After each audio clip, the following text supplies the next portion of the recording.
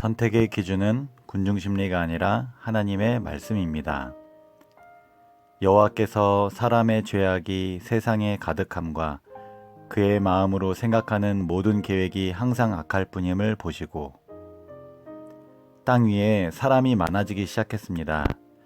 이 당시 사람들은 지금보다 10배는 더 살았다고 보시면 됩니다. 저는 올해 40대가 되었는데요. 이 당시로 보면 400대가 되었겠네요. 이 당시 사람들은 수명뿐만 아니라 신장과 체력도 탁월했습니다. 지혜와 능력도 뛰어났습니다. 그런데 그들은 이러한 풍요로운 선물을 자신을 위하여 사용했습니다. 마음에 하나님 두기를 싫어하였습니다.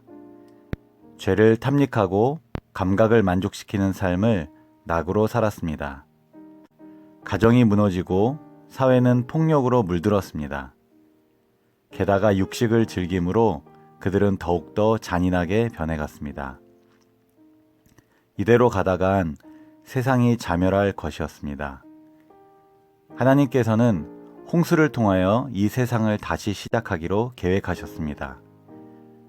노아는 120년이라는 기간 동안 방주를 지었습니다.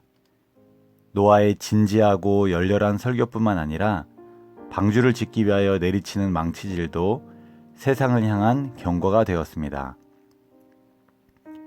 많은 사람들이 이러한 경고를 받아들이는 것처럼 보였습니다. 그러나 참으로 회개하고 하나님께로 돌아오지는 않았습니다. 어떤 사람들은 깊은 감명을 받고 경고의 말씀에 순종하려고 하였습니다. 하지만 이내 믿음이 약해지고 말았습니다. 왜냐하면 군중심리 때문이었습니다. 군중심리란 어떤 것을 선택할 때 다른 사람들이 많이 선택한 것을 따라하는 현상입니다. 반대로 노아는 이러한 분위기 가운데서 굳건한 반석처럼 경고의 기별을 전했습니다. 이 당시에는 비가 내린 적이 없었을 뿐만 아니라 기후의 변화는 기미도 보이지 않았습니다.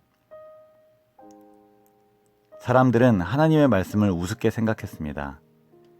세상을 향한 경고가 계속되고 있었지만 그들은 경고를 받기 전이나 다름없이 생활했습니다. 그렇게 그들에게 주어진 은혜의 시간은 거의 끝나가고 있었습니다. 하지만 노아는 그럼에도 불구하고 그들에게 애절한 열망을 가지고 경고의 기별에 순종하기를 간청하였습니다. 안타깝게도 노아의 경고는 세상 사람들에게는 거절을 당하였습니다.